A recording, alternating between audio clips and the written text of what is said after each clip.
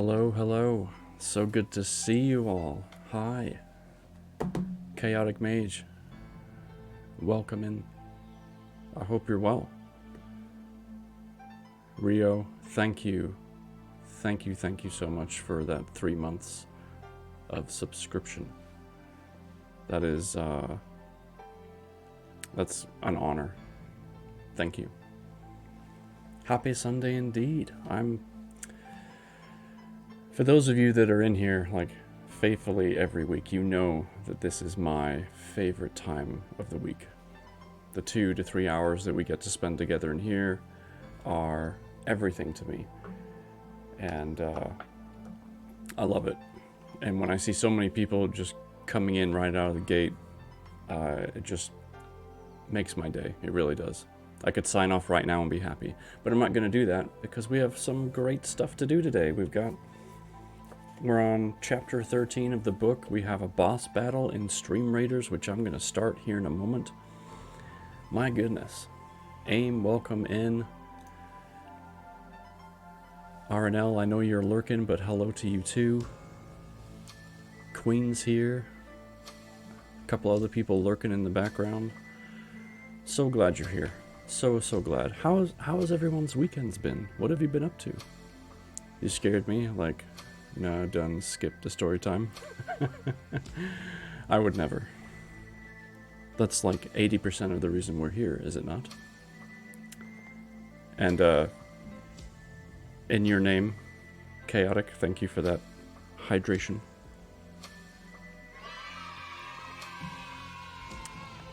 Kanari, thank you for subscribing. Thank you so much. That reminds me. Storm, hello. How's things? Things are fantastic. We had an amazing Twitch, our second time Twitch book club stream last night, where we had discussed The Giver, which I still have on my desk. Fantastic book, and there are 3 more right after this. Not sure if I'm going to get them yet, but this book by itself was a fantastic read. Absolutely wonderful.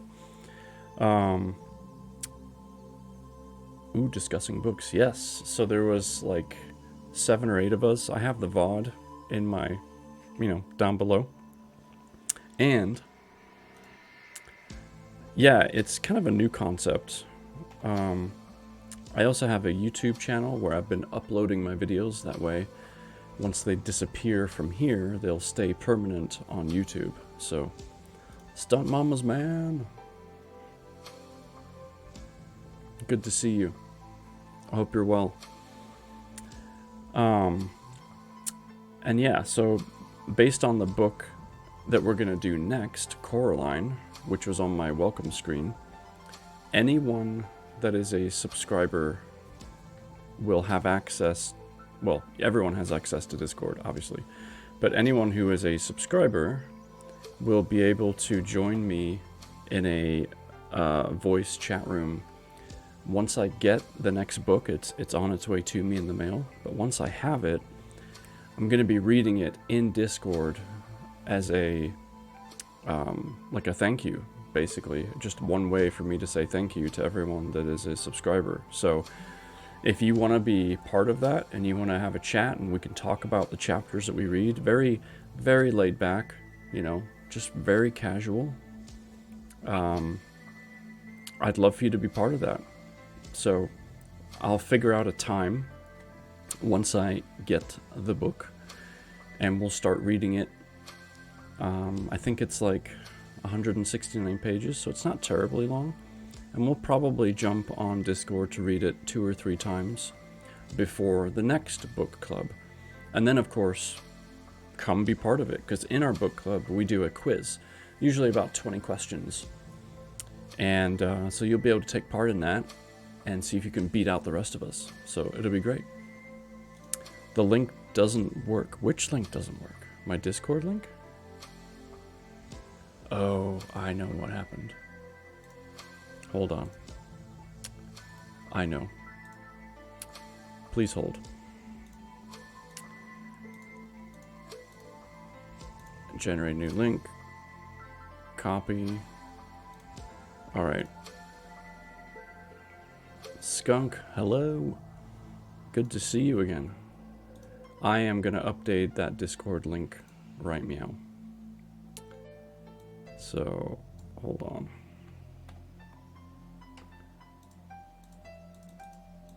Or at least I thought I was. Here, let me just do this. Tell me if that works. If that's the link you're talking about. Yeah, I missed it. It crashed out a bit before I went live, so I'll have to give it a look. Yeah, no worries, Storm. No worries at all. So while you're checking that out, let me get our stream raiders going. We are on the final boss. So last week we got up to this point and we didn't really have enough time to start it and actually be, you know, successful. So I wanted to wait till now. So I'm going to get it going now so that we can have ourselves a partay. Gosh, there's a lot of options here. We're gonna go down here in the bottom left corner.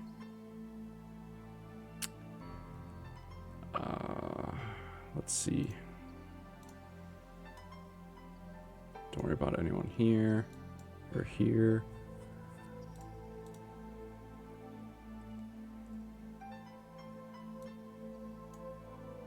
Let's get some tanks in there. I'd like to see some rogues if we can. And then whatever the heck you want right after that. Cool. So yeah, get your units in. It's now or never. Okay. And there's a wild side... That's the wrong channel. That's the wrong scene. There we go. There's a wild Psyduck. I'm assuming it has psychic powers or something, so if you have a ball for that, I don't know. Average aim, you'll have to help me out there. You know more than I do. Or Storm, for that matter. But anyway, yeah. Thank you, Skunk. So yes, it's Gen 1. Okay. I feel like I should know what that means, but I'm gonna be honest, and I really don't. Yeah. I really am a noob. I really, really am. Oh, boy. So yes, it's been a weekend. My back pain is still kicking my butt. It's part of the first 151 created. I see. Yes, Stunt Mama's man, you need some more balls. Of the polka kind. And Average Aim caught it, of course he did. Shocker. Good job. Yeah, so my back's been killing me, so I'm on pain medication for that. It is rigged. It's always rigged. I took an extra pain pill just so I could sit here and stream. So that's, you know, that's what that is. So I'll be making sure to drink extra water. No, it's not my sciatica. It's actually way more common than that. It's a couple of my vertebrae are squishing together and we think it's pinching, but because of this device in my chest, my ICD, I can't do an MRI, so we're not really sure definitively yet what the problem is, nor can we do the preferred scan image to figure it out. So I have an appointment with my doctor on Tuesday. We're going to talk about it, see what happens next. But in the meantime, I've got lots of nice drugs to help me. So there you go. All right. How are the volumes? How are the levels? Is it balanced okay? Hopefully it is. Hope they can sort it out for you. Sounds good. Yes, thank you. Volume seems fine for me. Wonderful. Wonderful. All right. Yeah, back pain is no fun, you know, because you really need your back. as annoying as it is. It kind of, it's a necessity. You almost forgot about the device you have. Also, your volumes are good. Sweet. Alright, well, without further ado, while you guys are placing units and doing your thing, I think it's time we get into this read. How's that sound? About a bunch of slipped discs throughout the years. Sorry to hear that. Sounds wonderful. Okay, so we're on chapter 13, page 74. The title of this chapter is How I Fell In with the Curate. So with that being said, we've got 25 minutes on the clock. Parts of my leg got numb irreversibly. Oh man. Yeah, so they were really like lower down there on the discs, like your L's and S's. So you gotta be really careful. Yeah. Well, I'm not gonna go bungee jumping or anything, so I think we're good. Alright. Chapter 13. Here we go. After getting this sudden lesson in the power of terrestrial weapons, the Martians retreated to their original position upon Horsell Common, and in their haste, and encumbered with the debris of their smashed companion, they no doubt overlooked many such a stray and negligible victim as myself. Had they left their comrade and pushed on forthwith, there was nothing at that time between them and London but batteries of 12-pounder guns, and they would certainly have reached the capital in advance of the tidings of their approach. As sudden, dreadful, and destructive their advent would have been as the earthquake that destroyed Lisbon a century ago. But they were in no hurry. Cylinder followed cylinder on its interplanetary flight. Every 24 hours brought them reinforcement, and meanwhile the military and naval authorities, now fully alive to the tremendous power of their antagonists, worked with furious energy. Every minute a fresh gun came into position until, before twilight, every copse, every row of suburban villas on the hilly slopes about Kingston and Richmond masked an expectant black muzzle.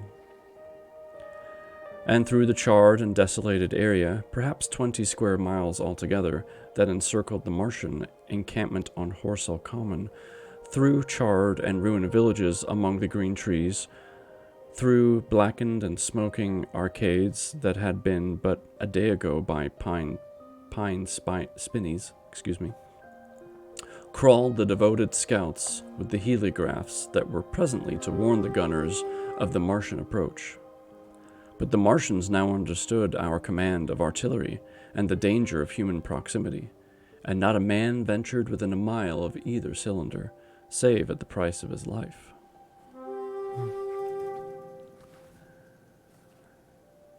It would seem that these giants spent the earlier parts of the afternoon in going to and fro, transferring everything from the second and third cylinders, the second in Addleston Golf Links, and the third at Pryford, to their original pit on Horsell Common.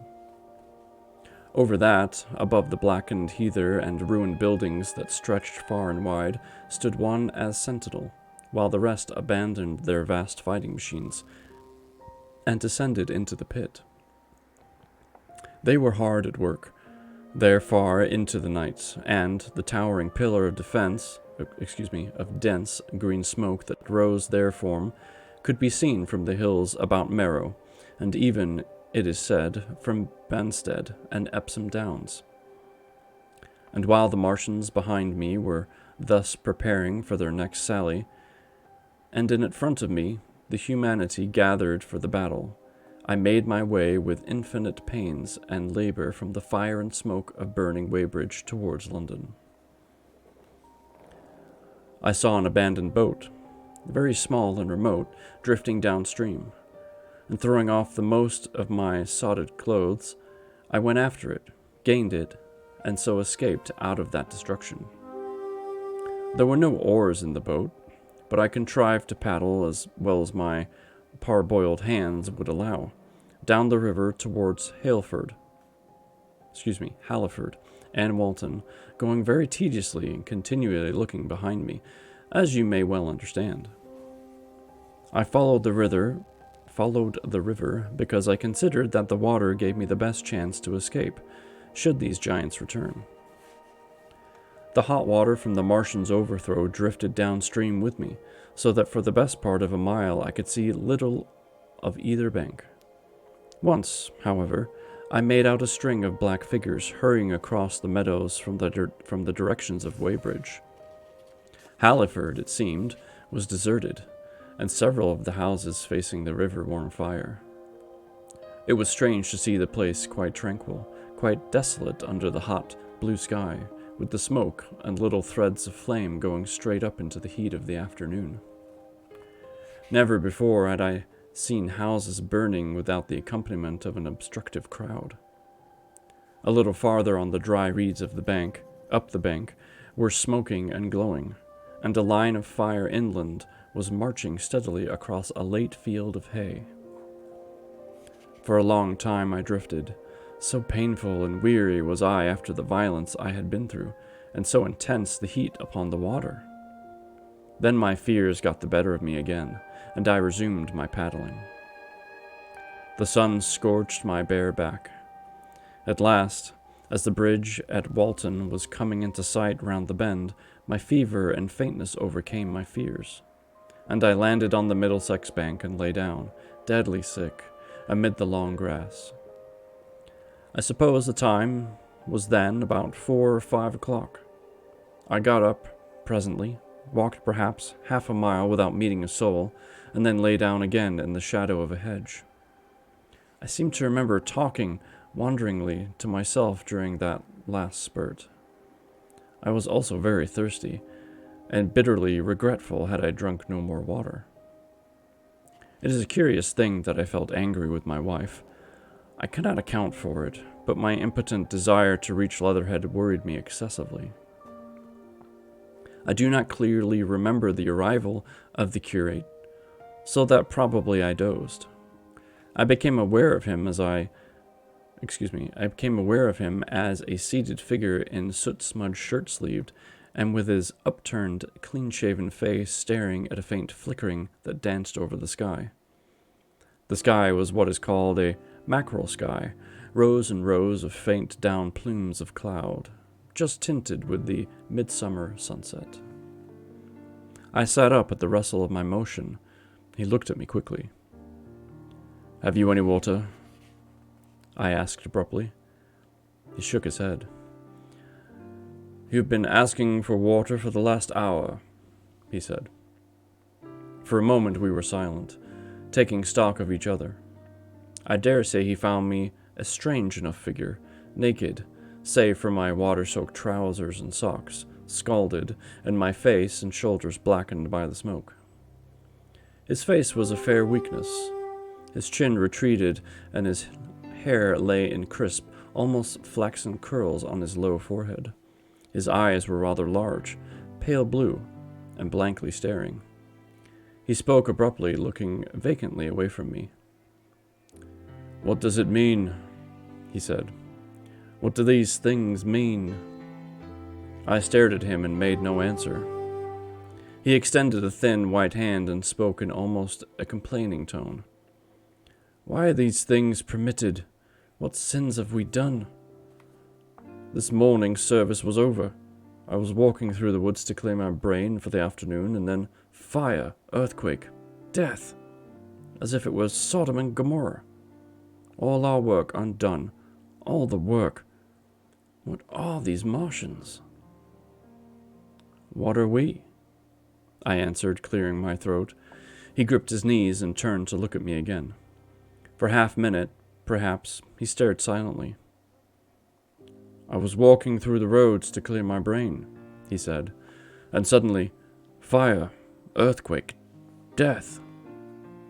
He relapsed into silence, with his chin now sunken almost to his knees. Thank you, Skunk. Presently, he began waving his hand. "All the work, all the Sunday schools, what have we done? What has Weybridge done? Everything gone, everything destroyed. The church! We rebuilt it only 3 years ago. Gone, Swept out of existence. Why? Another pause, and he broke out again like one demented. The smoke of her burning goeth up over the... blah, blah, blah, blah. Let's start that again. The smoke of her burning goeth up for ever and ever, he shouted. His eyes flamed, and he pointed a lean finger in the direction of Weybridge. By this time I was beginning to take his measure. The tremendous tragedy in which he had been involved, it was evident he was a fugitive from Weybridge, had driven him to the very verge of his reason. Are we far from Sunbury? I said in a matter-of-fact tone. What are we to do? He asked. Are these creatures everywhere? Has the earth been given over to them? Are we far from Sunbury? Only this morning I officiated an early celebration. Things have changed, I said quietly. You must keep your head. There is still hope. Hope? Yes, plentiful hope. For all this destruction. I began to explain my view of our position. He listened at first, but as I went on, the interest dawning in his eyes gave place to their former stare, and his regard wandered from me. Hi, Kathy. Welcome in. This must be the beginning of the end, he said, interrupting me. The end! The great and terrible day of the Lord, when men shall call upon the mountains and the rocks to fall upon them and hide them from the face of him that sitteth upon the throne. I began to understand the position. I ceased my labored reasoning, struggled to my feet, and, standing over him, laid my hand on his shoulder. Be a man, said I. You are scared out of your wits. What good is religion if it collapses under calamity? Think of what earthquakes and floods, wars and volcanoes have done before to men. Do you think God had exempted Weybridge? He is not an insurance agent. That's funny. For a time, he sat in blank silence. Aaron, welcome in, sir. But how can we escape? He asked suddenly. They are invulnerable. They are pitiless. Neither the one nor perhaps the other, I answered. And the mightier they are, the more sane and wary should we be. One of them was killed yonder not 3 hours ago. Killed, he said, staring about him. How can God's minister be killed? I saw it happen, I proceeded to tell him.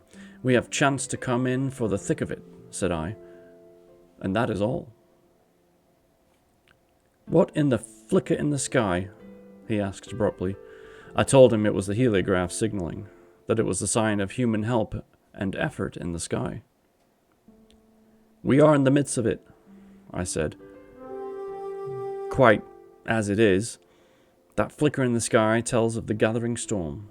Yonder, I take it, are the Martians, and Londonward, where those hills rise in the Richmond and Kingston and the trees give cover.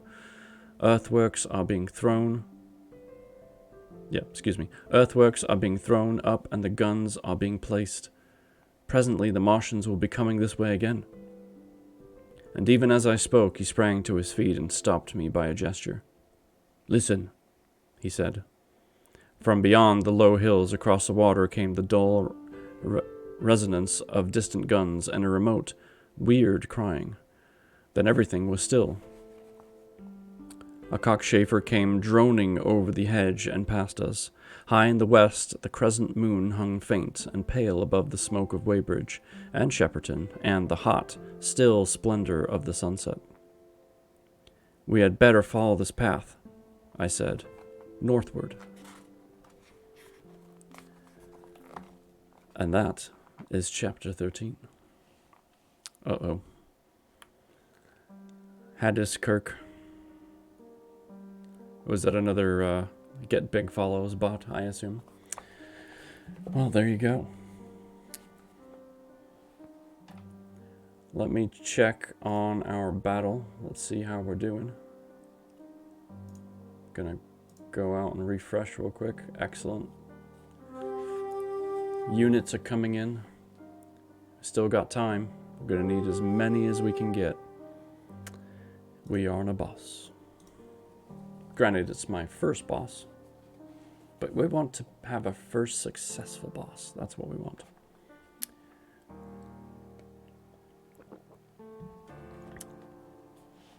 Aaron, my good sir, it's great to see you. With your presence... Oh, and actually, let me post the link for Stream Raiders. We have quite a few wonderful people in our chat right now that I would love to have you shout out, if you don't mind. Average Aim is in here. If you like PCG and you like Stream Raiders and you like to have a good time and a good conversation, Average Aim's your guy. Plays a lot of cool games. Definitely go check him out. He knows way more than I do about both Stream Raiders and PCG. And also, while you're shouting him out, I will shout out our good friend Storm.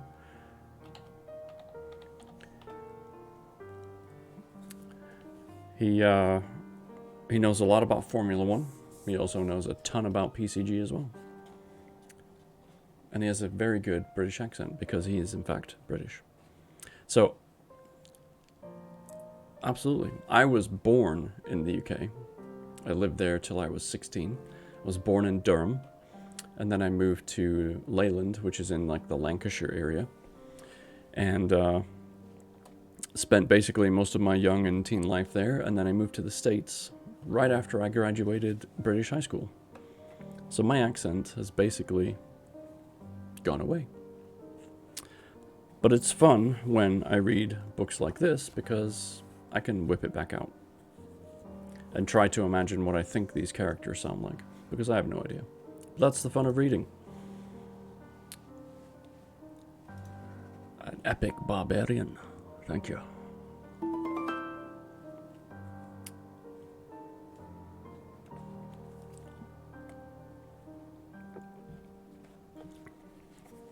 It's taken me, I would say, about 6 chapters of this book to actually understand how to read it properly. Oh, that's a good question. British or English? The way that this book was written, a lot with the older style of writing, I'm just not used to it at all. So it took me a little while to kind of get into the rhythm of reading the longer, drawn-out sentences. It's almost to that point of being a run-on sentence without it breaking the rules. And with my own writing, I just don't do that. So it takes me a little bit to get my brain to go, no, you need to keep reading. Don't pause. Keep reading. So, yes. Aaron, did you get Aim's shout out? Because there's a few other people I want to shout out too. We've got Rio in here, Aaron L's in here. For those of you that like Queen's in here, for those of you that like reading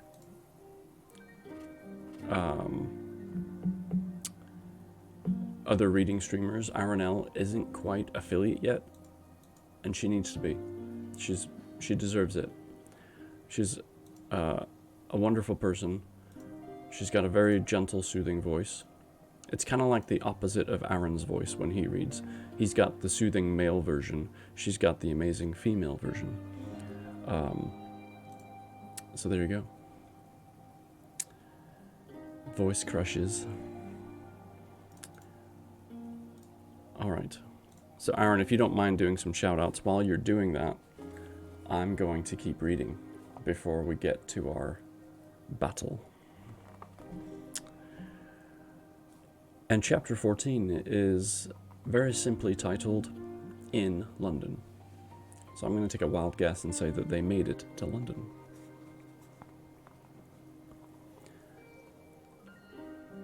My younger brother, well, can't even read. My younger brother was in London when the Martians fell at Woking. He was a medical student, working for an imminent examination, and he heard nothing of the arrival until Saturday morning. The morning papers on Saturday contained, in addition to lengthy special articles on the planet Mars, on life in the planets, and so forth, a brief and vaguely worded telegram, all the more striking for its brevity. The Martians, alarmed by the approach of a crowd, had killed a number of people with a quick-firing gun, so the story ran. The telegram concluded with the words, "Formidable as they seem to be, the Martians have not moved from the pit into which they have fallen, and, indeed, seem incapable of doing so. Probably this is due to the relative strength of Earth's gravitational energy." On the last text, their lead writer expanded very comfortingly. Of course, all the students in the Kramer's biology class, to which my brother went that day, were intensely interested, but there were no signs of any unusual excitement in the streets. The afternoon papers puffed scraps of news under big headlines. They had nothing to tell beyond the movements of troops about the common, and the burning of pine woods between Woking and Weybridge until 8. Then the St. James Gazette, in an extra special edition, announced the bare fact of the interruption of telegraphic communication. This was thought to be due to the falling of burning pine trees across the line. Nothing more of the fighting was known that night, the night of my drive to Leatherhead and back. My brother felt no anxiety about us, as he knew from the description in the papers that the cylinder was a good 2 miles from my house. He made up his mind to run down that night to me, in order, as he says, to see the things before they were killed. He dispatched a telegram, which never reached me, about 4 o'clock, and spent the evening at a music hall. In London, also on Saturday night, there was a thunderstorm, and my brother reached Waterloo in a cab. On the platform from which the midnight train usually starts, he learned, after some waiting, that an accident prevented trains from reaching Woking that night. The nature of the accident he could not ascertain. Indeed, the railway authorities did not clearly know at the time. There was very little excitement in the station, as the officials, failing to release that anything further than a breakdown between Byfleet and Woking Junction had occurred, were running the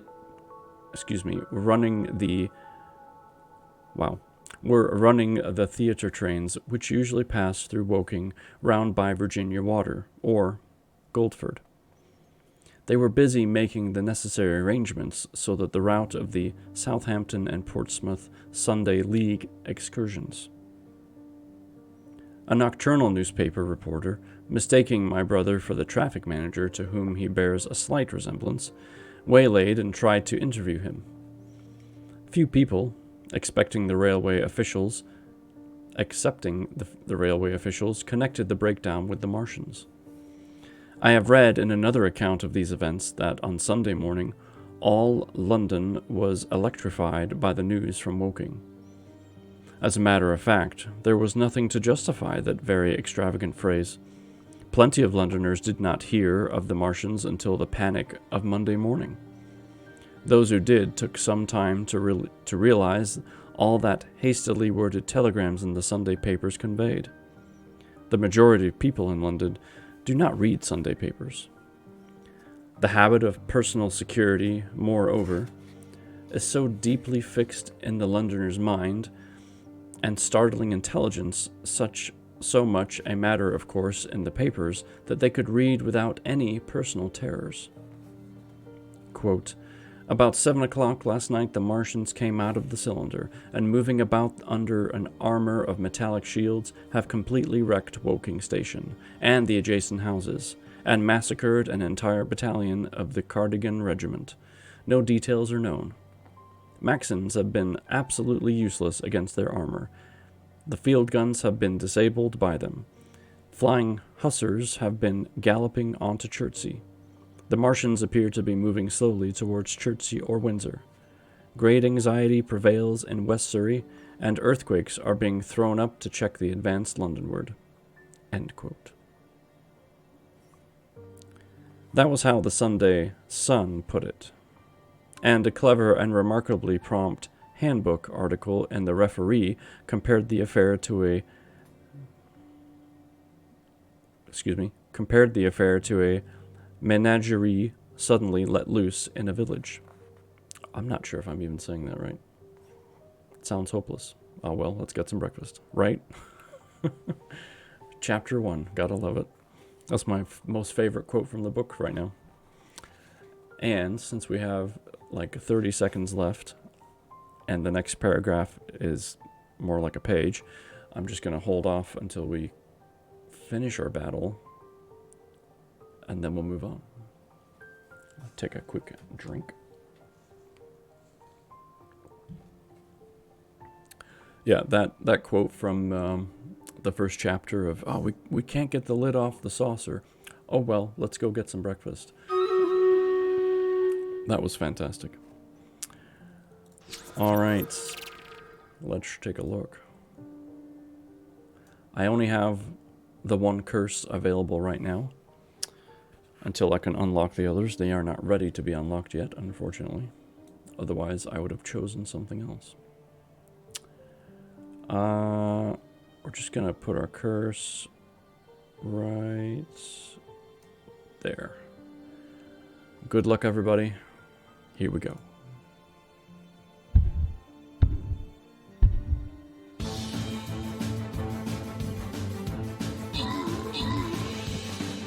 Oh boy. Here we go.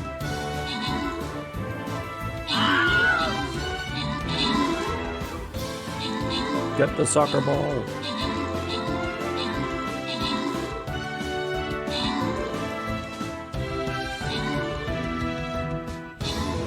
Skunk.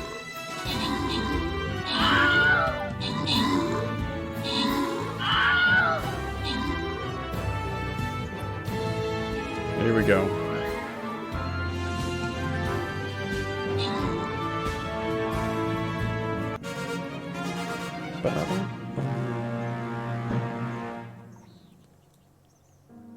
That was freaking loud.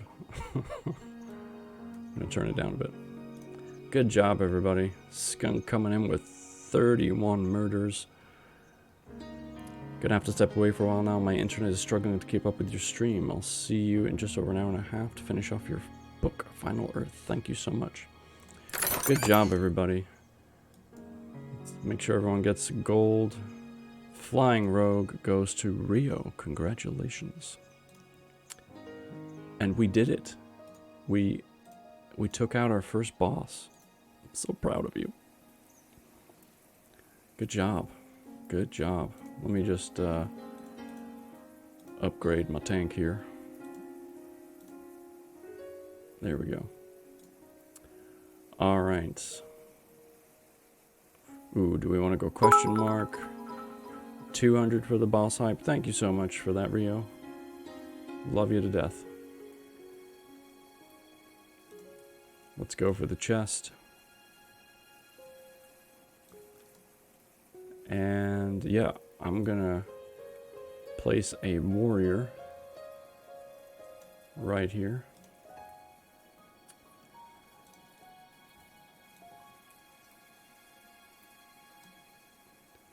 And of course, we'll do a line of tanks there.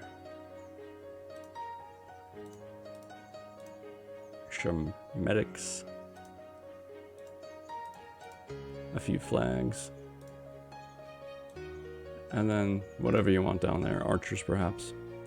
All good stuff, all good stuff. Thank you so much. Good job, everybody. Whew.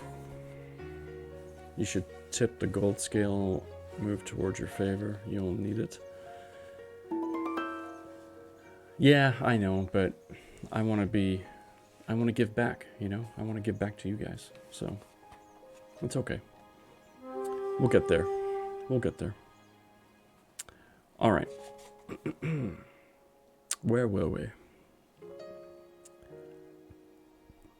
We had just talked about all the newspapers and all of the stuff that they talked about. And now we're refocusing. All right, here we go. No one in London knew positively of the nature of the armored Martians, and there was still a fixed idea that these monsters must be sluggish, crawling, creeping painfully. Such expressions occurred in almost all of the earlier reports. None of the telegrams could have been written by an eyewitness of their advance. The Sunday papers printed separate editions as further news came to hand, some even in default of it. But there was practically nothing more to tell people until late in the afternoon, when the authorities gave the press agencies the news in their possession. Yeah, actual news. David, welcome in. Been here listening while doing some loading, unloading. Fantastic. Enjoy. It was stated that the people of Walton and Weybridge and all the district were pouring along the roads Londonward, and that was all. My brother went to church at the Foundling Hospital in the morning, still in ignorance of what had happened on the previous night. There he heard allusions made to the invasion, and a special prayer for peace. Coming out, he bought a referee. The referee is like a newspaper type deal, just so that you're aware. He wasn't actually buying someone that was a referee. That's just weird. Okay, good. He became alarmed at the news in this, and went again to Waterloo Station to find out if communications were restored. The omnibuses, carriages, cyclists, and innumerable people walking in their best clothes seemed scarcely affected by the strange intelligence that the news vendors were disseminating. People were interested, or, if alarmed only on an account of the local residents. At the station, he heard for the first time that the Windsor and Chertsey lines were now interrupted. The porters told him that several remarkable telegrams had been received in the morning from Byfleet and Chertsey stations, but that these had abruptly ceased. My brother could get very little precise detail out of them. "They're fighting going on about Weybridge," was the extent of their information. The train service was now very much disorganized. Quite a number of people who had been expecting friends from places on the Southwestern network were standing about the station. One gray-headed old gentleman came and abused the Southwestern company bitterly to my brother.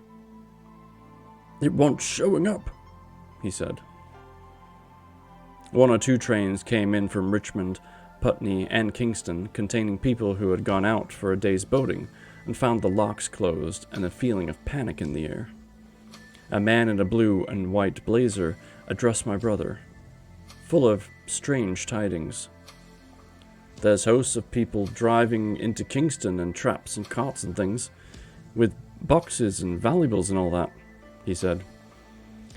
"They come from Moseley and Weybridge and Walton, and they say there's been guns heard at Chertsey, heavy firing, and that mounted soldiers have told them to get off at once before Martians are coming. We heard guns firing at Hampton Court Station, but we thought it was thunder. What the dickens does it all mean? The Martians can't get out of their pit, can they?" My brother could not tell him. Afterwards, he found that the vague feeling of alarm had spread over the clients of the Underground Railway, and that the Sunday excursionists began to return from all over the Southwestern lung barns, Wimbledon, Richmond Park, Kew, and so forth, at unnaturally early hours. But not a soul had anything more vague hearsay to tell of. Everyone connected with the terminus seemed ill-tempered. About 5 o'clock, the gathering crowd in the station was immensely excited by the opening of the line of communication, which is almost invariably closed between the southeastern and the southwestern stations, and the passage of carriage trucks, hearing huge guns and carriages crammed with soldiers. These huge guns and these were the guns that were brought up from Woolwich and Chatham to cover Kingston. There was an exchange of pleasantries. "You'll get eaten. We're the beast tamers," and so forth. A little while after that, a squad of police came into the station and began to clear the public off the platforms, and my brother went out to the street again. The church bells were ringing for evensong, and a squad of Salvation Army lassies came singing down Waterloo Road. On the bridge, a number of loafers were watching a curious brown scum that came drifting down the stream in patches. The sun was just setting, and the clock tower and the Houses of Parliament rose against one of the most peaceful skies it is possible to imagine. A sky of gold, barred with long, transverse stripes of reddish-purple cloud. There was talk of a floating body. One of the men there, a reservist he said he was, told my brother he had seen the heliograph flickering in the west. In Wellington Street, my brother met a couple of sturdy roughs who had just rushed out of Fleet Street with still-wet newspapers and staring placards. "Dreadful catastrophe," they bawled out to one another down Wellington Street. "Fighting at Weybridge. Full description. Repulse of the Martians. London in danger." He had to give 3p for a copy of that paper. Then it was, and then only, that he realized something of the full power and terror of these monsters. He learned that they were not merely a handful of small, sluggish creatures, but they were minds swaying vast mechanical bodies, and that they could move swiftly and smite with such power that even the mightiest guns could not stand against them. They were described as vast, spider-like machines, nearly 100 feet high, capable of the speed of an express train and able to shoot out a beam of intense heat. Masked batteries, chiefly of field guns, had been planted in the country about Horsell Common, and especially between Woking District and London. 5 of the machines had been seen moving toward Thames, and one, by happy chance, had been destroyed. In the other cases, the shells had missed, and the batteries had been at once annihilated by heat rays. Heavy losses of soldiers were mentioned, but the tone of the dispatch was optimistic. The Martians had been repulsed. They were not invulnerable. They had retreated to their triangle of cylinders again, in the circle about Woking. Signalers with heliographs were pushing forward upon them from all sides. Guns were in rapid transit from Windsor, Portsmouth, Aldershot, Woolwich. Even from the north, among others, long wire guns of 95 tons from Woolwich. Altogether, 116 were in position or being hastily placed, chiefly covering London. Never before in England had there been such a vast or rapid concentration of military material. Any further cylinders that fell, it was hoped, could be destroyed at once by high explosives that were being rapidly manufactured and distributed. No doubt, ran the report, the situation was the strangest and gravest description, but the public was exhorted to avoid and discourage panic. Yeah, discourage panic. Okay, good idea.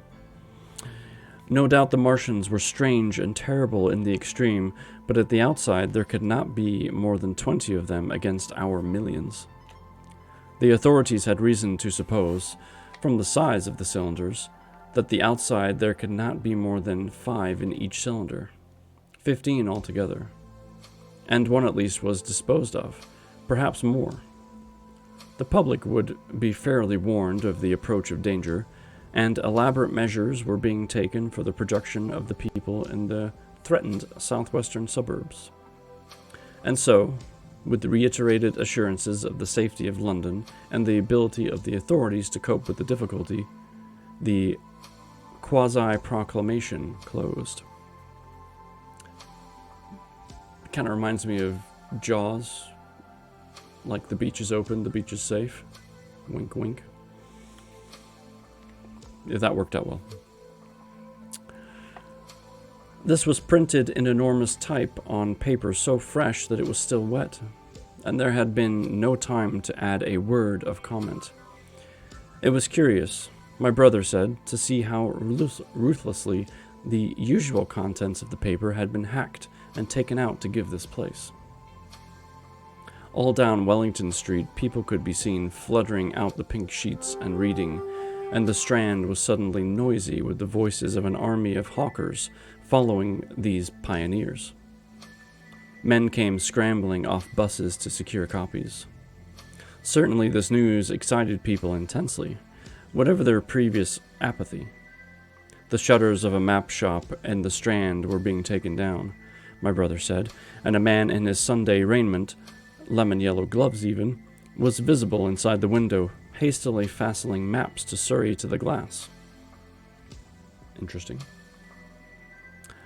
Going on along the Strand to Trafalgar Square, the paper in his hand, my brother saw some of the fugitives from West Surrey. There was a man with his wife and 2 boys, and some articles of furniture in a cart, such as greengrocers use. Okay. I had to think for a second what the heck that was. He was driving from the direction of Westminster Bridge, and close behind him came a hay wagon with 5 or 6 respectable-looking people in it, and some boxes and bundles. The faces of these people were haggard, and their entire appearance contrasted conspicuously with the shabbiest appearance of the people on the omnibus. People in fashionable clothing peeped at them out of cabs. They stopped at the square as if undecided which way to take, and finally turned eastward along the Strand. Some way behind these came a man in workday clothes, riding one of those old-fashioned tricycles with a small front wheel. He was dirty and white in the face. My brother turned towards Victoria and met a number of such people. He had a vague idea that he might see something of me. He noticed an unusual number of police regulating the traffic. Some of the refugees were exchanging news with the people on the omnibuses. One was professing to have seen the Martians. "Boilers on stilts, I tell you, striding along like men." Most of them were excited and animated by their strange experience. Beyond Victoria, the public houses were doing a lively trade with these arrivals. At all the street corners, groups of people were reading papers, talking excitedly, or staring at these unusual Sunday visitors. They seemed to increase as night drew on, until at last the roads, my brother said, were like Epsom High Street on a Derby day. My brother addressed several of these fugitives and got unsatisfactory answers from most. Shocker. None of them could tell him any news of Woking except one man, who assured him that Woking had been entirely destroyed on the previous night. "I come from Byfleet," he said. "A man on a bicycle came through the place early in the morning and ran from door to door warning us to come away. Then came soldiers. We went out to look, and there were clouds of smoke to the south. Nothing but smoke, and not a soul coming that way. Then we heard the guns at Chertsey, and folks coming down from Weybridge, so I've locked up my house and come on."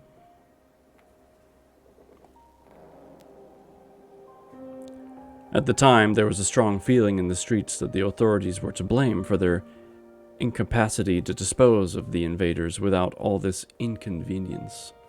Hey Julie, how you doing? About 8 o'clock, a noise of heavy firing was distinctly audible over the south of London. My brother could not hear it for the traffic in the main thoroughfares, but by striking through the quiet back streets to the river, he was able to distinguish it quite plainly. Hammer curls. I will get to those as soon as I'm done with this chapter. We got about 3-ish pages.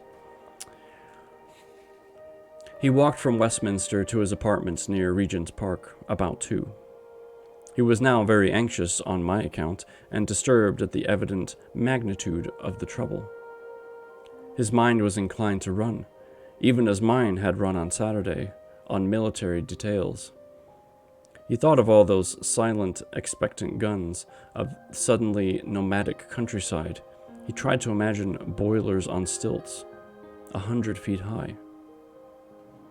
There were 1 or 2 cartloads of refugees passing along Oxford Street, and several in the Marylebone Road, but so slowly was the news spreading that Regent Street and Portland Place were full of their usual Sunday night promenaders, albeit they talked in groups, and along the edge of the Regent's Park there were as many silent couples walking out together under the scattered gas lamps as there ever had been. The night was warm and still, and a little oppressive.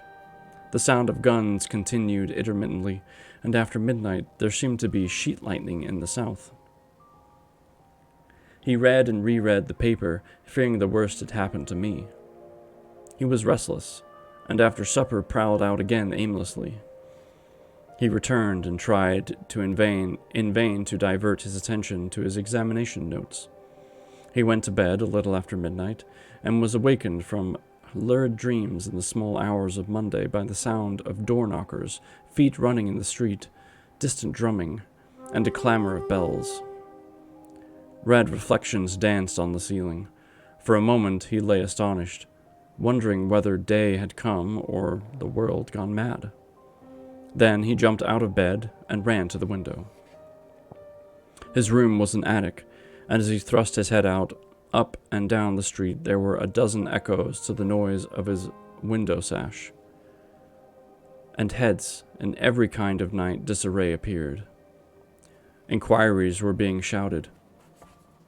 "They are coming," bawled a policeman, hammering at the door. "The Martians are coming," and hurried to the next door. The sound of drumming and trumpeting came from the Albany Street barracks, and every church within earshot was hard at work, killing sleep with vehement, disorderly tocsin. Not like Toxin, Tocsin. There was a noise of doors opening, and window after window in the houses opposite flashed from darkness into yellow illumination. Up the street came galloping a closed carriage, bursting abruptly into noise at the corner, rising to a clattering climax under the window, and dying away slowly in the distance. Close on the rear of this came a couple of cabs, the forerunners of a long procession of flying vehicles, going for the most part to Chalk Farm Station, where the Northwestern special trains were loading up. Instead of coming down the gradient into Euston. It's already escaped. Sorry, buddy. Poo.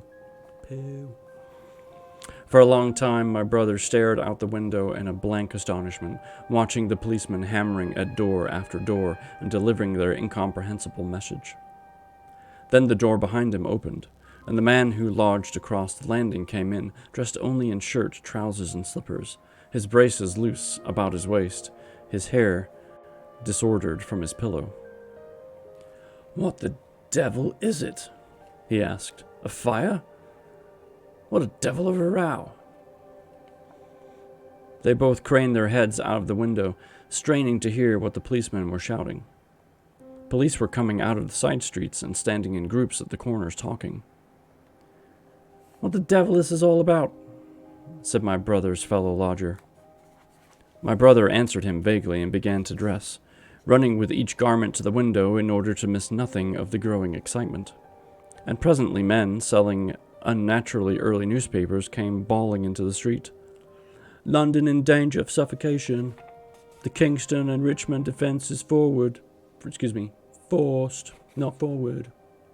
This is a fun voice, I like it. Fearful massacres in the Thames Valley." I'm just imagining myself as a kid with the newspaper. It's good times. I'm sure Storm's getting a good chuckle right now. And all about him, in the rooms below, love that voice, yeah. All about him in the rooms below, in the houses on each side and across the road, and behind the park terraces, and in the 100 other streets of the part of Marylebone, and the Westbourne Park of District, and St. Pancras, and westward and northward in Kilburn and St. John Wood, and Hampstead, and eastward in Shoreditch and Highbury, and Haggerston, and Hoxton, and indeed through all the vastness of London, from Ealing to East Ham, people were rubbing their eyes and opening windows to stare out and ask aimless questions, dressing hastily as the first breath of the coming storm of fear blew through the streets. Okay, so that's what I mean by one long, really long sentence. That was all one freaking sentence. And breathe. It was the dawn of the Great Panic. London, which had gone to bed on Sunday night oblivious and inert, was awakened in the small hours of Monday morning to a vivid sense of danger. Unable from his window to learn what was happening, my brother went down and out into the street, just as the sky between the parapets of the houses grew pink with the early dawn. The flying people on foot and in vehicles grew more numerous every moment. Lots of "and" there, kind of surprised. Yeah. "Black smoke!" he heard people crying, and again, "Black smoke!" The contagion of such unanimous fear was inevitable. As my brother hesitated on the doorstep, he saw another news vendor approaching and got a paper forthwith.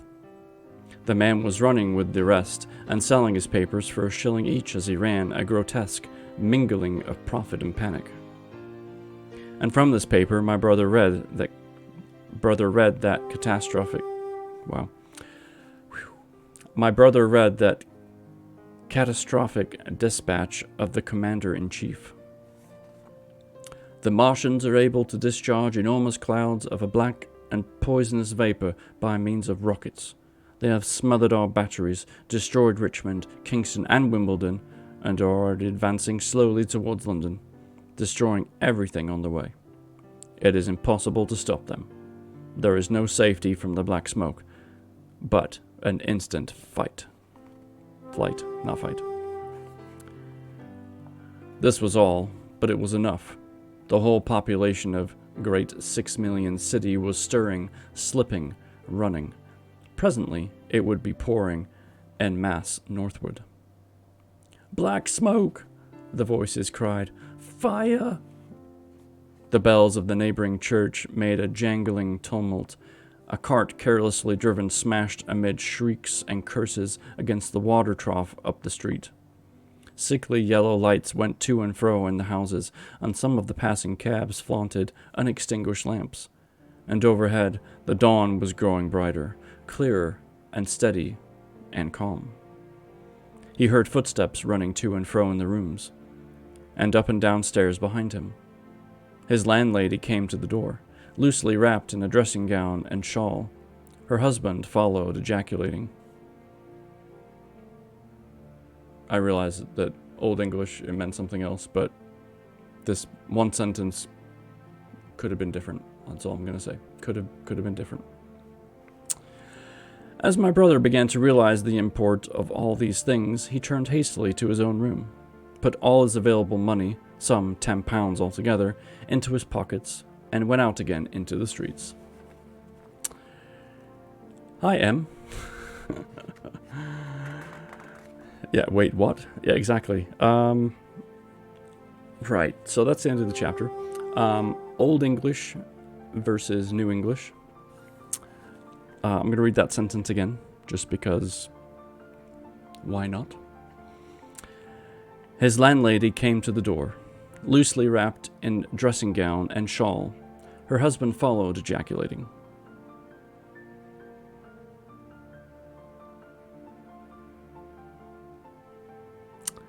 Yes, running, exactly. But,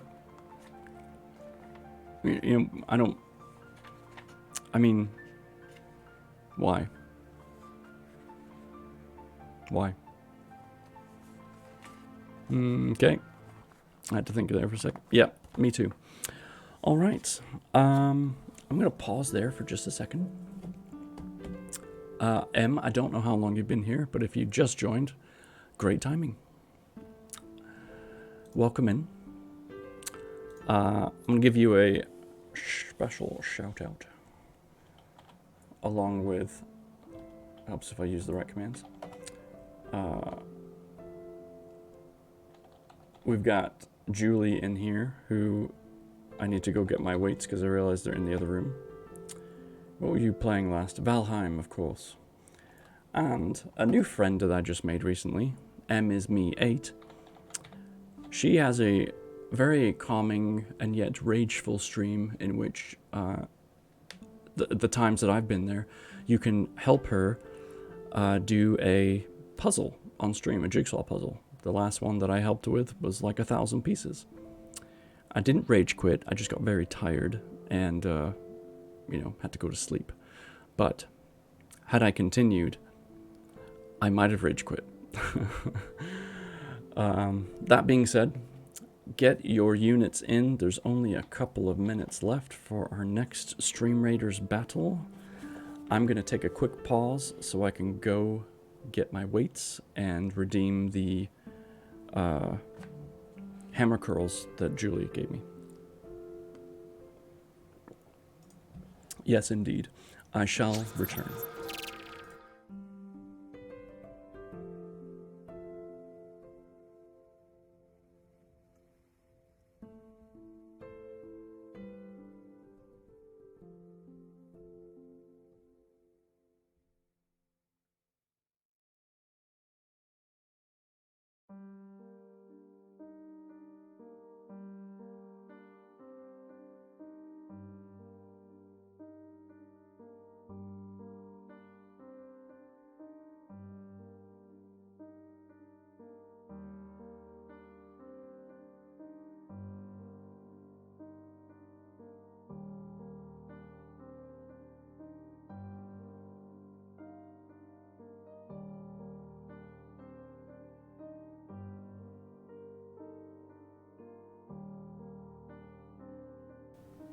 All right.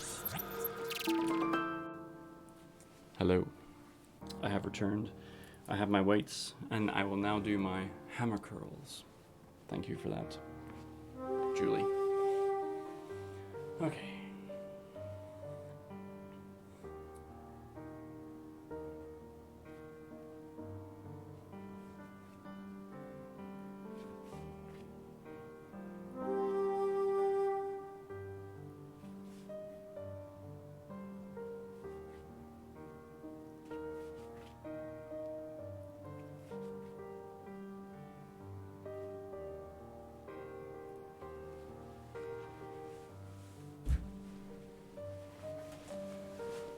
Okay.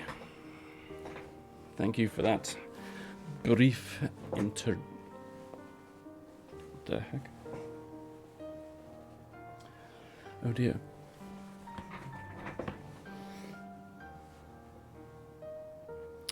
I've done something. Hold on.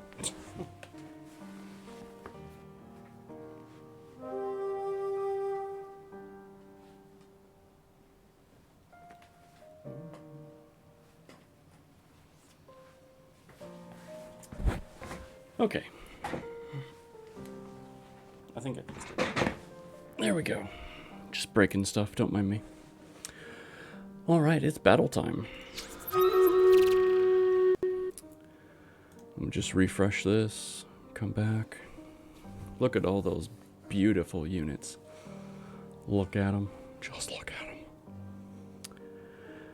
Alright. Good luck, everybody. Here we go.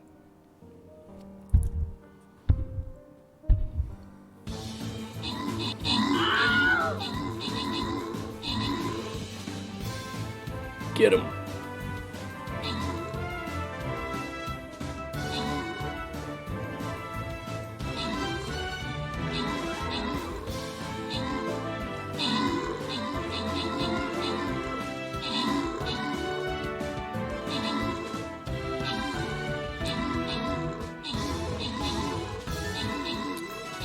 Kill, kill, die, die, kick, kick, punch, punch.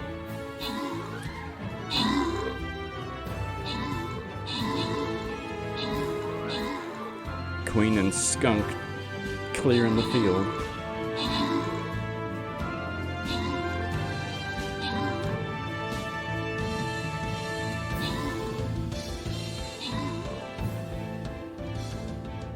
Excellent. Charox, I don't know if you're in here, but I love your whale. It's awesome. Or unless it's is that a baby shark? I can't tell. All right, who's gonna get the gold? Who's gonna get the gold? AIM gets the gold. Congratulations. All right, let's see. We could go. You know what? We got the numbers. Let's go up. We got the numbers. We got the numbers.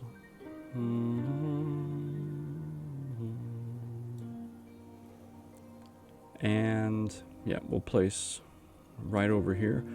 We're gonna want to cover each side. So if you got any tanks, let's put those down. Let's do some melee. Let's get some archers. If you got archers, of course.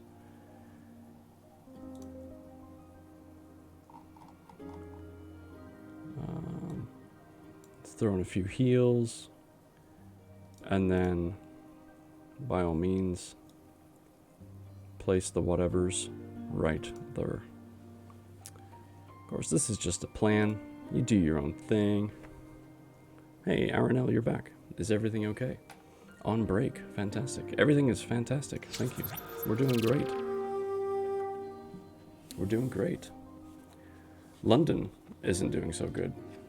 They're just finally taking things seriously over in London. So, you know, there's that.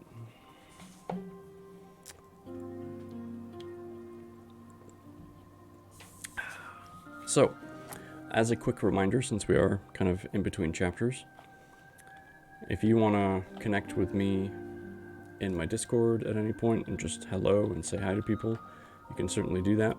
If you want to connect with the USG members in our community-based Discord, definitely pop in over there and say hi. That's where you'll learn about all the things that we're doing with the USG and reading. If you're at all interested, I have a panel down below of other USG readers, but I also have commands right there. So if you type in !Jeff, !Pipe, or Pipe, because he's technically Pipe, you will get their direct Twitch links as well. But they're all listed below. They're all hyperlinked, so you can click on any one of those. Our mission, our goal with USG is to help you love books like we do. I'm a writer, I'm a reader, and it's just great fun. I'm slowly, very, very slowly working on book number 9 right now. I think it's number 9. I'm only about 14,000 words in. I haven't touched it in like a week. I need to get back on it, get it together, man. Yeah, so it's good times, but we just want to promote this crazy concept of reading, and that it doesn't matter what your reading level is. It doesn't matter how much reading you do or don't do. It's just good to do, and it can be fun, and it can be enjoyable. And, as I said before, if you are a subscriber to my Twitch, in my Discord, you will be able to get access to a subs-only voice chat where I will be reading our next book club read, which is for the Halloween theme. It's going to be Coraline. So if you want to be part of that, I will be posting dates and times in my Discord. I'm just waiting for the book to show up in the mail. So please, please, please get involved in that if you want to. I would love to see you there. It's going to be such a relaxed, calm time. It's not going to be with all this fancy stuff. It's just going to be us having a chat, talking about a couple of chapters, just discussing stuff and enjoying the process. So I can't wait for that. It's going to be great. It's basically my way to say thank you for just being, in the process. Koro, thank you for that Prime subscription. You could use your Prime anywhere, but you use it here. Thank you, thank you, thank you. I appreciate you. Enjoy those high emotes. And the heart. The heart emote is like a real heart, because of those of you that know me, I do have a heart issue. And so I thought, you know what? Instead of using the normal heart that everyone uses, this kind of thing, I thought I'd use a real one. Because that's me. Let me know when you read in Discord. I'll try to follow along. Yeah, I will be posting in my Discord when that's going to happen. It's going to be very subdued, very relaxed, very calm. So, it's going to be great. Very low-key. Like, not that this right now isn't low-key, but it's going to be even more low-key. Like, no fancy green screens. None of that. None of that. I'm going to take my mask off. I'm just kidding. All right. Let me post that link one more time just so you can get your units in. If you've never played Stream Raiders before, it is a fun, free game to play. No money required. Your units will level up the more you play. So just go for it. Have some fun. Okay. We are on chapter 15. Chapter 15 is titled, What Had Happened in Surrey? So I guess we're moving slightly out of the main London area, and we're going to look at Surrey now instead. Here we go. It was while the curate had sat and talked so wildly to me under the hedge in the flat meadows near Halliford, and while my brother was watching the fugitive stream over Westminster Bridge, that the Martians had resumed the offensive. So far as one can ascertain from the conflicting accounts that have been put forth, the majority of them remained busied with preparations in the Horsell pit until 9 that night, hurrying on some operation that disengaged huge volumes of green smoke. I have to say I'm quite curious about this green smoke, because we hear about it a lot, but we never really know what it is, unless it's the poison, which could be. But 3 certainly came out at about 8 o'clock and, advancing slowly and cautiously, made their way through Byfleet and Pryford towards Ripley and Weybridge, and so came in sight on the expectant batteries against the setting sun. The Martians did not advance in a body, but a line, and each perhaps a mile and a half from the nearest fellow. They communicated with one another by means of siren-like howls, running up and down the scale from one note to another. It was this howling and firing of the guns at Ripley and St. George's Hill that we had heard at Upper Halliford. The Ripley gunners, unseasoned artillery volunteers who ought never to have been placed in such a position, fired one wild, premature, ineffectual volley and bolted on horse and foot through the deserted village, while the Martian, without using his heat ray, walked serenely over their guns, stepped gingerly among them, passed in front of them, and so came unexpectedly on the guns in Painshill Park, which he destroyed. The St. George's Hill men, however, were better led or of a better mettle. Hidden behind a pine wood as they were, they seemed to have been quite unsuspected by the Martians nearest to them. They laid their guns as deliberately as if they had been on a parade, and fired at about 1,000 yards range. The shells flashed all around him, and he was seen to advance a few paces, stagger, and go down. Everybody yelled together, and the guns were reloaded in frantic haste. The overthrown Martian set upon a prolonged ululation, and immediately a second glittering giant answered him, appeared over the trees to the south. It would seem that a leg of the tripod had been smashed by one of the shells.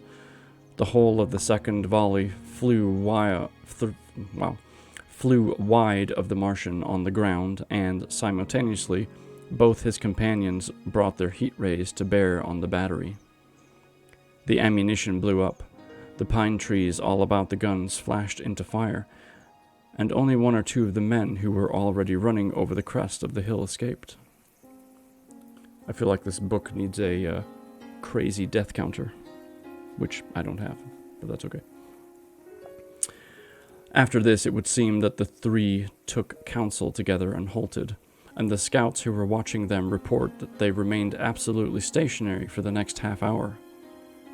The Martian who had been overthrown crawled tediously out of his hood, a small brown figure, oddly suggestive from the distance of a speck of blight, and apparently engaged in the repair of his support. About 9 he had finished, for his cowl had been seen above the trees again.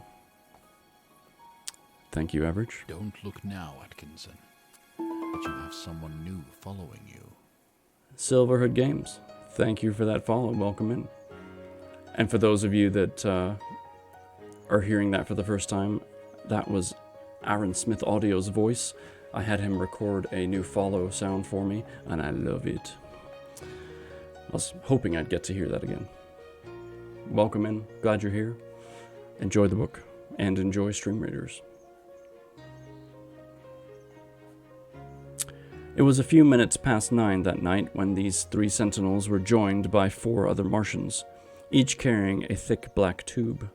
A similar tube was handed to each of the 3, and the 7 proceeded to distribute themselves at equal distances along a curved line between St. George Hill, Weybridge, and the village of Send, southwest of Ripley.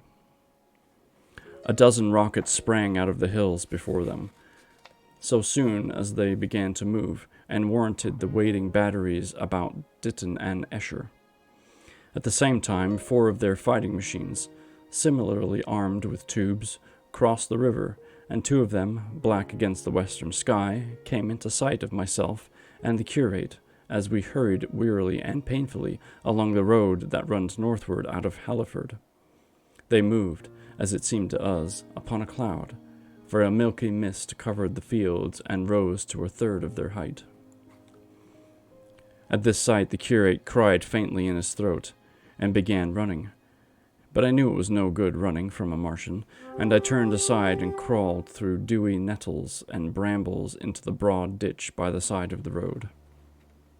Okay, growing up in the UK, I know what nettles feel like, and I'm not sure if I would have wanted that or a heat ray. He looked back, saw what I was doing, and turned to join me. The 2 halted, the nearer to us standing and facing Sunbury, the remoter being a grey indistinctness towards the evening star, away towards Staines. The occasional howling of the Martians had ceased. They took up their positions in the huge crescent about their cylinder in absolute silence. It was a crescent within 12 miles between its horns. Never since the devising of gunpowder was the beginning of a battle so still. To us and to an observer about Ripley, it would have had precisely the same effect. The Martians seemed in solitary possession of the darkling night, lit only as it were by the slender moon, the stars, the afterglow of the daylight, and the ruddy glare from St. George's Hill and the woods of Painshill. But facing that crescent everywhere, at Staines, Hounslow, Ditton, Esher, Ockham, behind the hills and woods south of the river, and across the flat grass meadows to the north of it, wherever a cluster of trees or village houses gave sufficient cover, the guns were waiting. The signal rockets burst and rained their sparks through the night and vanished. And the spirit of all those watching batteries rose to the tense expectation. The Martians had but to advance into the line of fire, and instantly those motionless black forms of men, those guns glittering so darkly in the early night, would explode into a thunderous fury of battle. No doubt, the thought that was the uppermost in 1,000 of those vigilant minds even as it was uppermost in mine, was the riddle. How much they understood of us. Did they grasp that we, in our millions, were organized, disciplined, working together? Or did they interrupt our spurts of fire, the sudden stinging of our shells, our steady investment of their encampment, as we should the furious unanimity of onslaught in a disturbed hive of bees? Did they dream that they might exterminate us? At the time, no one knew what food they needed. 100 such questions struggled together in my mind as I watched the vast sentinel shape. And in the back of my mind was the sense of all the huge, unknown, and hidden forces Londonward. Had they prepared pitfalls? Were the powder mills at Hounslow ready as a snare? Would the Londoners have the heart and courage to make a greater Moscow of their mighty province of houses? Then, after an interminable time, as it seemed to us, crouching and peering through the hedge, came a sound like the distant concussion of a gun. Another nearer, and then another. And then the Martian beside us raised his tube on high and discharged it, gunwise, with a heavy report that made the ground heave. The one toward Staines answered him. There was no flash, no smoke, simply that loaded detonation. I was so excited by these heavy minute guns following one another that I so far forgot my personal safety and my scalded hands as to clamber up to the hedge and stare towards Sandbury. As I did so, a second report followed, and a big projectile hurtled overhead towards Hounslow. I expected at least to see smoke on fire, or some such evidence of its work, but all I saw was the deep blue sky above, with one solitary star, and the white mist spreading wide and low beneath. And there had been no crash, no answering explosion. The silence was restored, the minute lengthened to 3. "What has happened?" said the curate, standing up beside me. "Heaven knows," said I. A bat flickered by and vanished. A distant tumult of shouting began and ceased. I looked again at the Martian and saw that he was now moving eastward along the riverbank with a swift, rolling motion. Every moment I expected the fire of some hidden battery to spring upon him, but the evening calm was unbroken. The figure of the Martian grew smaller as he receded, and presently the mist and the gathering night had swallowed him up. By a common impulse, we clambered higher. Towards Sunbury was a dark appearance, as though a conical hill had suddenly come into being there, hiding our view of the farther country. And then, remoter across the river, over Walton, we saw another such summit. These hill-like forms grew lower and broader even as we stared.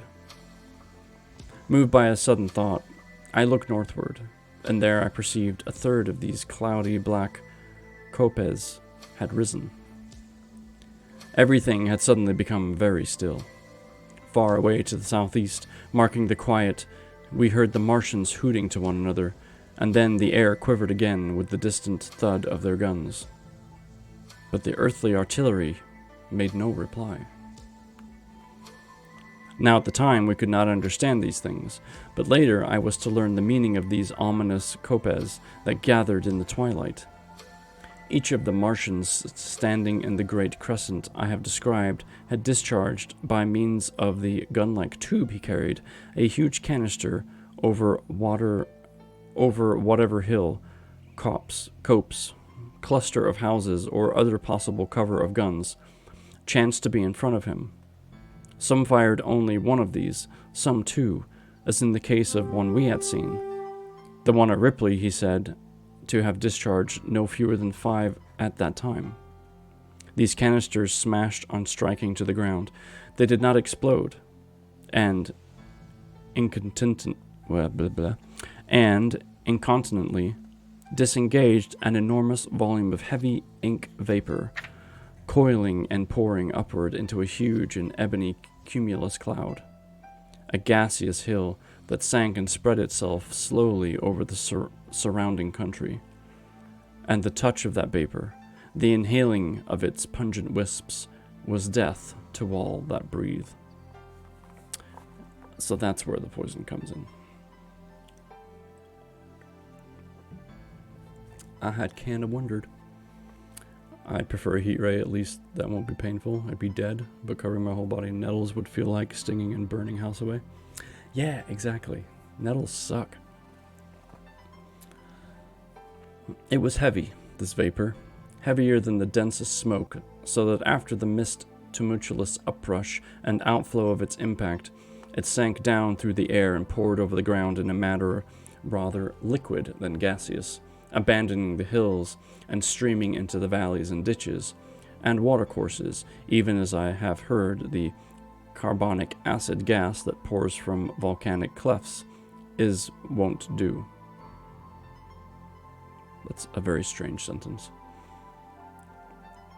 Basically, it was thick, and it rolled, and it moved. And where it came upon the water, some chemical action occurred, and the surface would be instantly covered with a powdery scum that sank slowly and made way for more. The scum was absolutely insoluble, and it is a strange thing, seeing the instant effect of the gas, that one could drink with one hurt water from which it had been strained. David. The vapor did not diffuse as a true gas would do. It hung together in banks, flowing sluggishly down the slope of the land and driving reluctantly before the wind, and very slowly it combined with the mist and moisture of the air, and sank to the earth in the form of dust.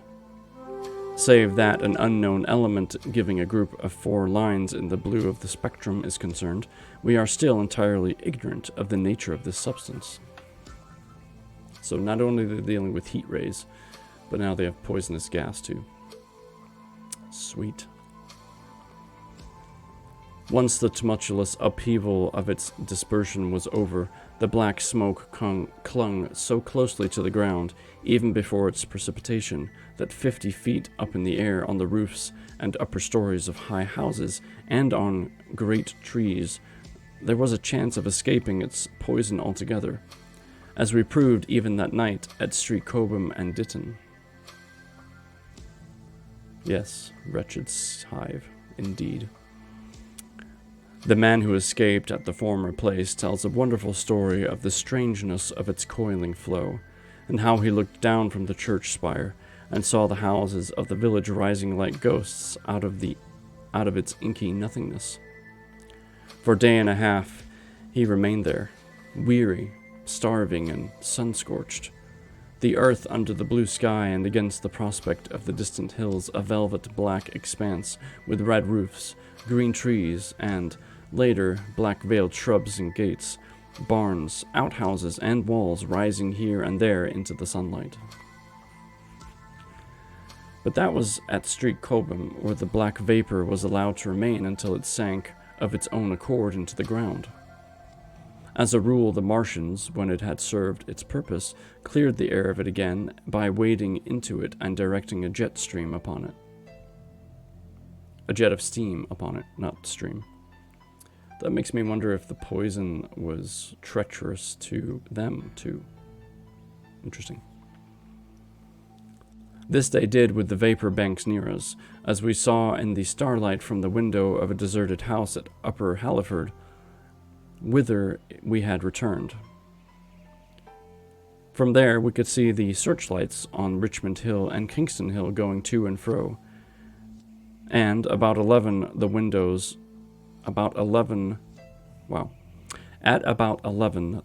rattled, and we heard from the sound of the huge siege guns that had been put in position there.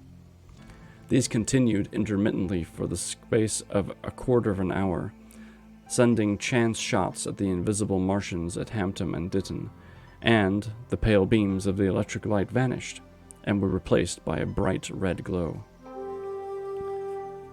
Then the 4th cylinder fell, a brilliant green meteor, as I learned afterwards, in Bushy Park. Before the guns on the Richmond and Kingston line of hills began, there was a fitful cannonade far away in the southwest, due, I believe, to guns being fired haphazard before the black vapor could overwhelm the gunners. So setting about as methodically as men might smoke out a wasp's nest, the Martians spread this strange, stifling vapor over the Londonward country. The horns of the crescent slowly moved apart until at last they formed a line from Hanwell to Coombe and Malden. All these places I've never heard of. All night through their destructive tubes advanced. Never once, after the Martian at St. George's Hill was brought down, did they give the artillery the ghost of a chance against them. Wherever there was a possibility of guns being laid for them, unseen, a fresh canister of black vapor was discharged, and where the guns were openly displayed, the heat ray was brought to bear. Smart Martian. By midnight, the blazing trees along the slopes of Richmond Park and the glare of Kingston Hill threw their light upon a network of black smoke, blotting out the whole valley of Thames and extending as far as the eye could reach. And through this 2 Martians slowly waded, and turned their hissing steam jets this way and that. So either the poison is dangerous to them too, or they're using this jet to push the vapor onward to basically damage and kill more people. Hard to say. They were sparing of the heat ray that night, either because they had put a limited supply of material for its production, or because they did not wish to destroy the country, but only to crush and overawe the opposition they had aroused. In the latter aim, they certainly succeeded. Sunday night was the end of the organized opposition to their movements. After that, no body of men would stand against them, so hopeless was the enterprise. Even the crews of the torpedo boats and destroyers that had been brought their quickfires up the Thames refused to stop, munitioned and went down again. Or it's not munitioned, wow. Mutinied and went down again. That makes sense.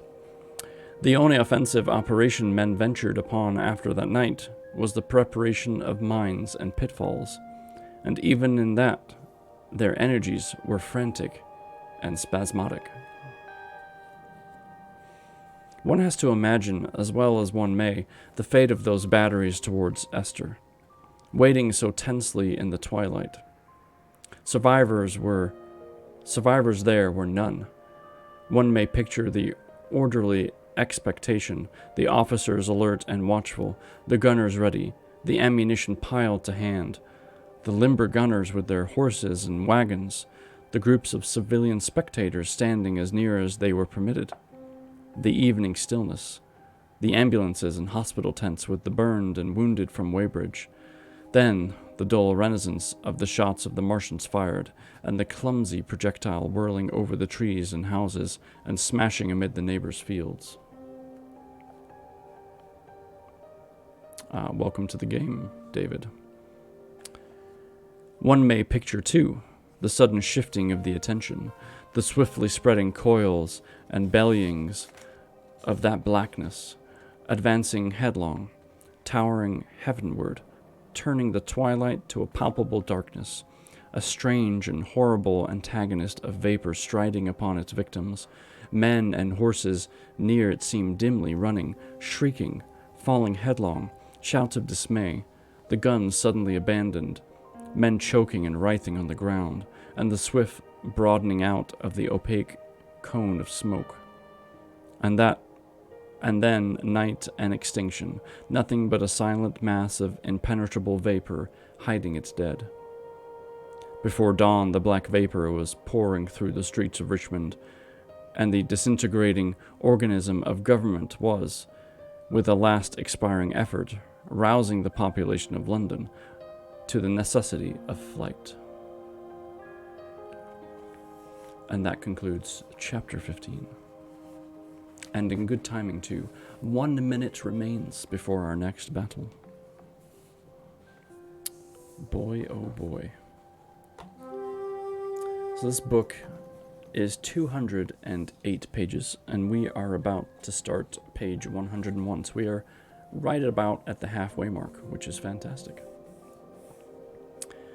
And is this our... What week is this? Let me think.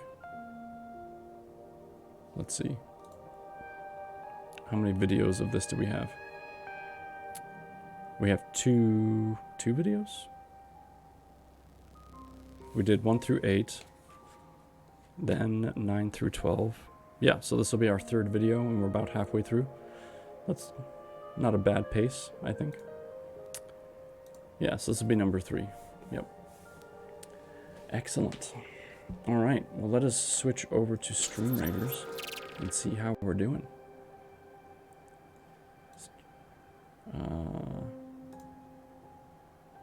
Excellent. Look at all those troops. Fantastic. The battle is ready.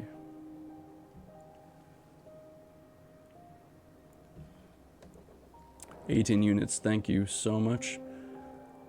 We're just gonna curse this lovely group over here. And off we go. Good luck.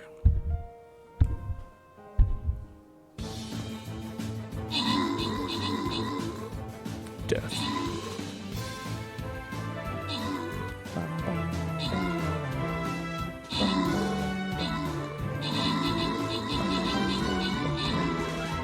Just killing them.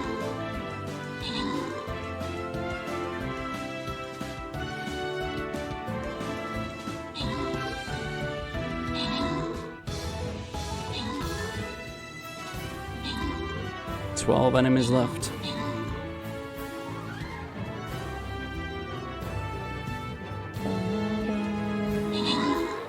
Ah, nice. That's a great hit there.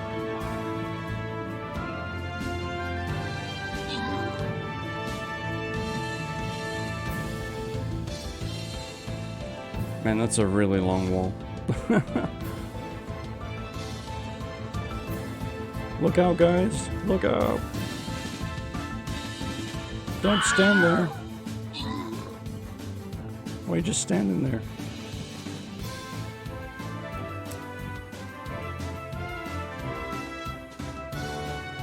This is like a marathon.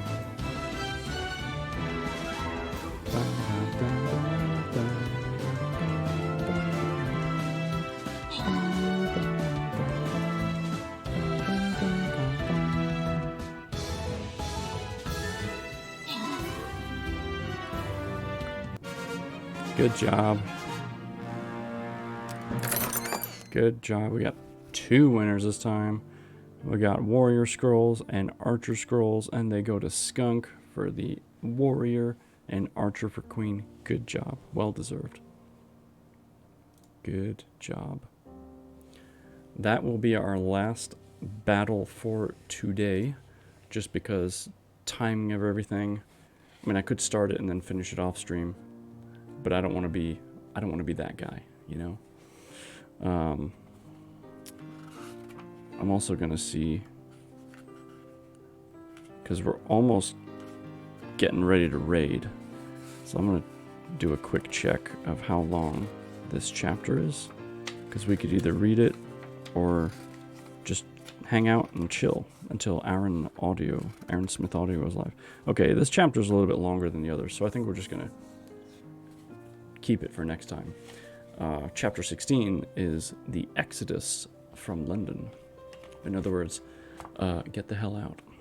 So, this has been good though. I like this book. Let's fight. How's next Tuesday for you? I have no idea. What do you mean? Tell me more. I need an explanation. I don't get it. Whew. This is my new Hangout screen for when we're done with stuff. And actually, the Stream Raider was taking a while. Bad joke. Oh. Oh, yes, because of the whole, like, let's travel around, and because this wall's in the way, right? Good times. I'm just going to send Aaron a message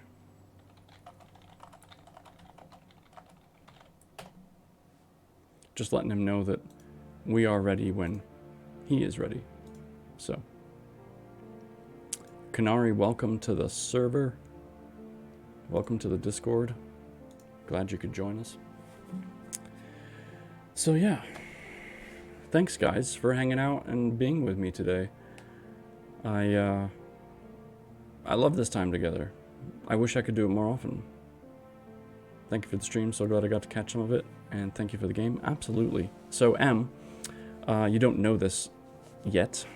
I mean, I mentioned it a few minutes ago, but I am a writer also, and one of the other USG members, Aaron, is actually streaming right after me, and he is finishing one of my books. I wrote a book called Final Earth. It's a dystopian style book, end of the world kind of stuff. A little bit futuristic, but not so far in the future that it is, you know, kind of weird and scientific. So Aaron's going to be continuing that story. He's on the last bit. He's got about 50 pages left, and then he'll be done with it. So yeah, hopefully you guys can stick around for that. So I'm just waiting for him to get back to me. Okay, he's going live right meow. So let me check over on Twitch, and then we can start up a raid. Yeah, there he is. Okay. So thank you all again so much for joining me today. I've had such a blast with you, for the subs, Rio for the bits as well. I appreciate it for the folks that have followed. Thank you so much. Little meow. I love to meow. Really, this time that I get to spend with you guys means more to me than I can probably ever put into words. It helps me be grounded, you know, keeps me sane, if you will. And to have you all here to share that with just makes it even more profound. So thank you from the bottom of my heart for sticking around with me. I can't wait to see you next week, and I can't wait to let you know about when we're going to do the Discord read for the next book club book. In the meantime, there is our raid that's coming up. If you are subbed or not subbed, here are some messages that you can use. Thank you, thank you, thank you, thank you. I can't wait to see you next time, and I'll see you in Discord too. Have a fantastic week. Please take care of yourselves, take care of one another, and be well.